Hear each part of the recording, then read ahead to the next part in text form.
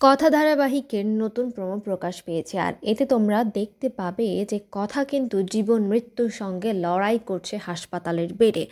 আর এখানে গুহবাড়িতে কিন্তু দুঃখের ছায়া পড়ে গেছে কথার এই অ্যাক্সিডেন্টের খবর শুনে। সবাই কিন্তু কথার আরোগ্য লাভের জন্য পুজো করছে, সবাই করছে। আর এদিকে এখানে আমাদের ঠাম্মি কিন্তু বলছে যে কথা মাকে সুস্থ করে তুমি এই বাড়িতে নিয়ে এসো ভগবান। আর যে মেয়ে নিজের হাতে তোমার সামনে করমচা গাছটা রাখতো সেই মেয়ে তো নেই। আর তারপর কিন্তু এভি এখানে কথার হয়ে সেই করমচা গাছটা এনে মায়ের সামনে রাখবে।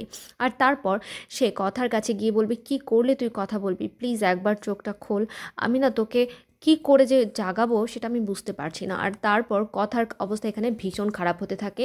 সেই মুহূর্তে এভি কিন্তু তার মনের কথাটা প্রকাশ করেই ফেলে। এভি এখানে বলে ফেলে কথা আই লাভ ইউ। কিন্তু কথা কি শেষ পর্যন্ত ফিরে আসবে?